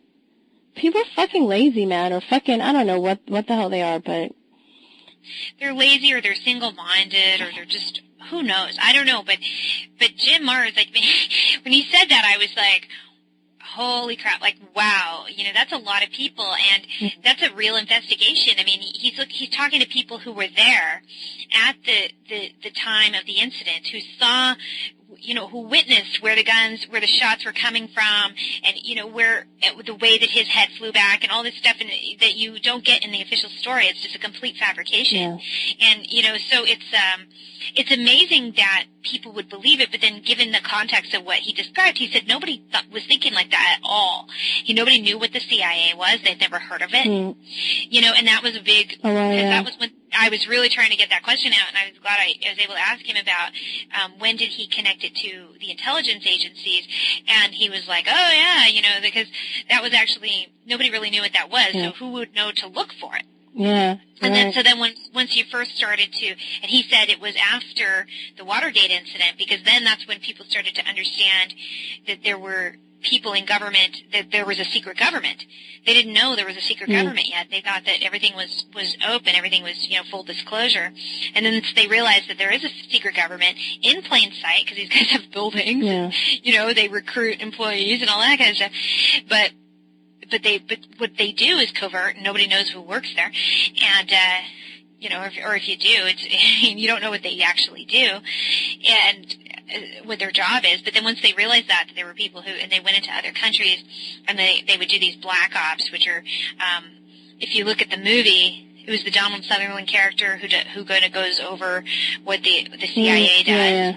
He explains that to Garrison, and Jim Garrison, who's the district attorney who did the investigation, and Jim Mars, based a lot of his book on researching Jim Garrison's investigation, and so he describes that, and in the book, I believe, because I tried to read the book, I can't say that it's a really long book. Long. I got it from the library. And I got through as much as I could before I had to return it. But the Donald Sutherland character is based on several whistleblowers who secretly, that was the thing, reason that Garrison couldn't present that stuff in court was because none of these people, he knew it, but it was all hearsay because they won't come. They would not come forward, and you can't blame them for not wanting to come forward about it, but they'd be dead if they weren't anyway. We don't know. So a lot of people surrounding that cover up did die or suicided or whatever. And so, but anyway, it's really interesting because I really wanted to know that because I had never thought of that, the fact that they didn't even really realize that there was a CIA or that this kind of thing even went on, But I guess, you could say that even though he was very integral in a lot of people waking up and realizing that the government is not what it seems and maybe having a healthy distrust for the government, there's still a lot of people who will believe the official story of 9/11, or something like that is equally as ridiculous and has just as many holes and fabrications as the JFK story, but if not more. It's a bigger, it was a bigger happening in a way because, in JFK, it was just one guy, even though he was the president. It was, the 9/11 killed thousands of people, and it was, brought down 3 buildings, and a chunk of the Pentagon, and it was a big thing, obviously. And so for our generation, I'd say that was sort of I wanted to ask him about this, but gosh, just wasn't enough time. But Jim Mars wrote a book about 9/11, his investigation there, and I'd be curious to know what his investigation found, because it's just like I said, I didn't have time to ask him, and I know that he's a real journalist, so he would have investigated it thoroughly and not just, I don't know. Not just half-assed, not just do a Google search. Or went to Wikipedia or Quackwatch. Right, whatever. Quackwatch, that's a new joke, Quackwatch. Go to Quackwatch. You want to know? Go to Quackwatch. Yeah, go to Quackwatch. It's, God. Yeah. But it's... So, it's so funny. I remember my mother, when 9/11 happened, I was, traumatized. I remember my mom coming to me, a few hours after it happened. She's like, I never really thought about it, but she goes, this is probably the first seriously big dramatic thing that you've experienced, or traumatic thing. And she mentioned the Kennedy assassination, too. And said that was she was like, you didn't go through the Martin Luther King assassinations or the Kennedy assassinations, like we did. Yeah, so this is huge for you. And I was like, what? But now as I've got, as through the years too, I'm just like, oh, I understand, a lot of people love Kennedy of all races. They really, really liked him, and when that happened, I didn't really care, when I was a kid, I'd hear about it, I was like, oh, that sucks, but, I didn't really, right, sure. And same thing with Martin Luther King, people of all different races, not just black people liked Martin Luther King, white people liked them, other people, that weren't black like Martin Luther King. And same thing with Kennedy, and it was traumatic for everybody, Yeah. And devastating, and it's just, I mean, I'm sorry, go on. I was just going to say, like, I can imagine, you know, for us, when we saw the whole 9/11 thing happen, when we had Richard Grove on, he described it as a snuff film, and he said it caused everybody who saw it with post-traumatic stress syndrome. And I think that that's true. You could say we have a whole nation of post-traumatic stress because everybody was so afraid. And even now, like, when they show it to kids in school who maybe didn't live through it, or were too young to remember it, you know, but then they show it to them, and it's very traumatizing. And, you know, when I was a kid, no one showed me the JFK assassination. I didn't hear, I mean, we heard about it a little bit, but it was kind of like John F. Kennedy was assassinated by Lee Harvey Oswald. Boom. Yeah, that was like that was one of my, I was into trivia a lot. I remember that being trivia questions. It's just something on Jeopardy that you have to memorize, and you know the facts. Who assassinated him? Oh, Lee Harvey Oswald. Oh, okay. Yeah. That was it. That was the end of story. Exactly. It was just Lee Harvey Oswald. That was the end of story. And so you never really heard the official story, to let alone question it. It was the same thing I said about 9/11 before. It's like when I first heard it and I believed it, it was because I didn't really know the official story. It's the same with John F. Kennedy, JFK assassination. I didn't know enough about it to actually question it until I saw the Oliver Stone film. And I want to say I was about 19 or so, like that when 19 or 20, I don't remember, when that movie came out. And I went and saw that with my parents. I was still living at home. And that was the first time I learned that my dad had actually been into that, like in the late 60s, early 70s. Yeah, he had actually been into questioning those assassinations, the Kennedy assassinations, because he was a fan of the Kennedys, John and Robert. And I don't know, he didn't mention Martin Luther King, but I bet if I asked him, he would say that he did in fact question. So wait, was he trying to research on his own, or before the movie he was just like, damn, I knew there was, he was like, I always knew that there was something fishy about that Kennedy assassination. Was it like that? Or was he trying to find his own information on his own about it? No, he was trying to find his own information on his own about it. In the counterculture, like the hippie kind of, I mean, he doesn't like being called that, but that was sort of the 1960s culture at that time, you know, the people who listened to Jimi Hendrix and, you know, that kind of thing. And there was a music movement and all of that. It wasn't uncommon for people to have deep, long conversations about the possible government conspiracy to assassinate the Kennedys or Martin Luther King. And so he did question that.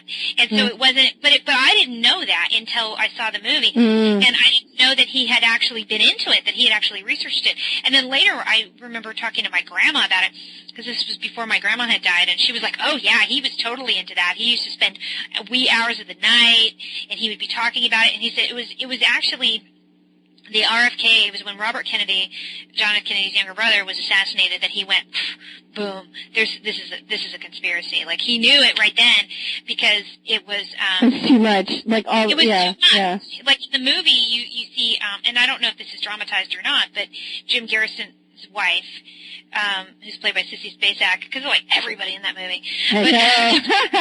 Hollywood in that movie, yeah. Oh my God! Like anyone who had balls to be in that movie, because from what I understand, the Jim Garrison part was actually offered to Harrison Ford, but he was scared. He didn't want to do it. Yeah, exactly. Richard Grove contacted Harrison Ford. I don't know if you talked about it. I remember that. Yeah, I think you did say that on our show. What is it? Why? Oh, man, I'm Indiana Jones, man. I'm so disappointed in you. Oh, that's funny. And you think about it, I love Indiana Jones. I'm sorry, but go on. I'm going off on a tangent. No, yeah, so anyway, so it was just kind of interesting, because I never thought to question it. I never knew that my dad was, you know, a quote conspiracy theorist kind of guy either, you know.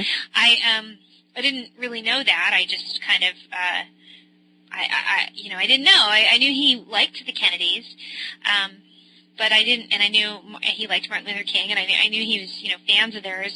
But as far as like, him questioning the official story, I didn't really know.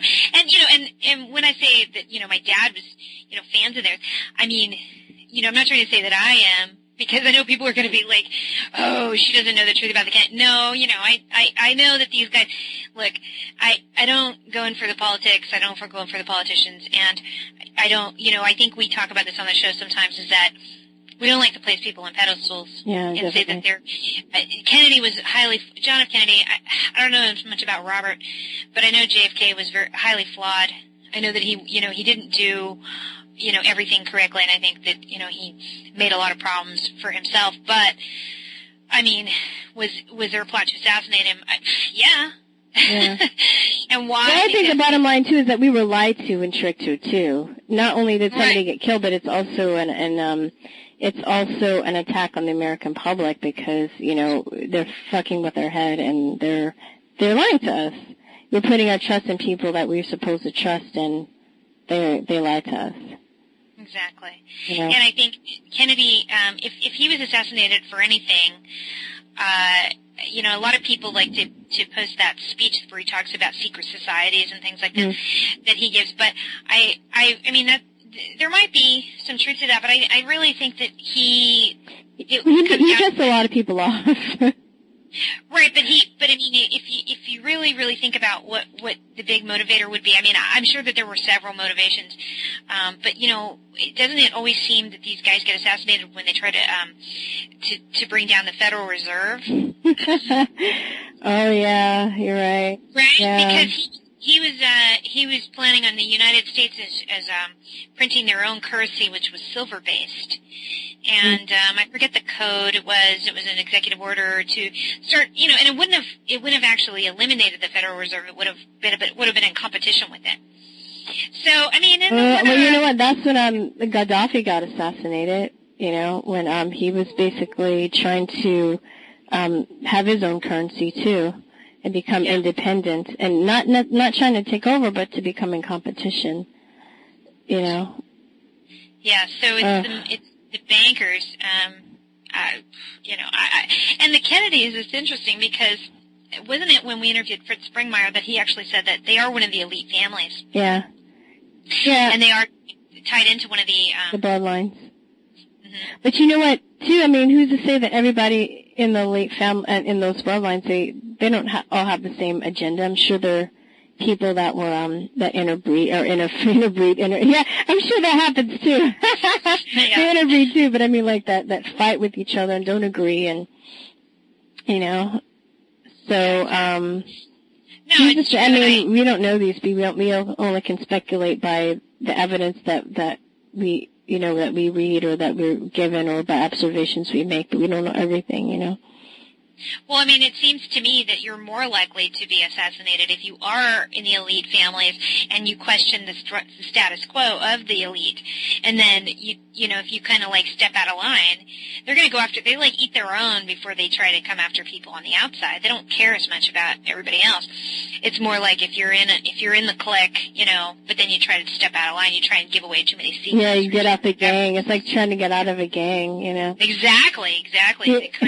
Trying to go against the grain there, April and I were kind of joking around earlier today. We were talking about the royal family and how like those poor kids like William and Harry, how they probably have to how will they get out if they ever wanted to?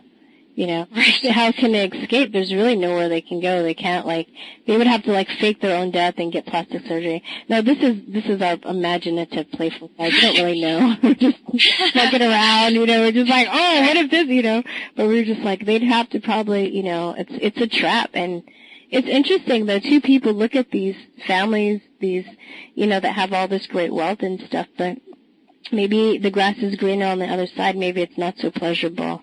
Or, maybe it's not as chic and fantastical as we would all like to imagine, Well, I certainly wouldn't want to be a Kennedy, that's for damn sure, because those people, they get assassinated. The Kennedys, they know how to assassinate in the Kennedy. Yeah, but the royal family, man, they stay around forever. It's like, damn, those guys never die. They never die. They're like immortal. They are. They're creepy. But anyway, on that note, we're out of time here, and it's been really great. We can't thank Jim Mars enough for being on our show. Thank you, Jim Mars. And we want to thank everybody for listening. Until next time, peace, truth, and love, y'all. Peace, truth, and love, guys. Bye.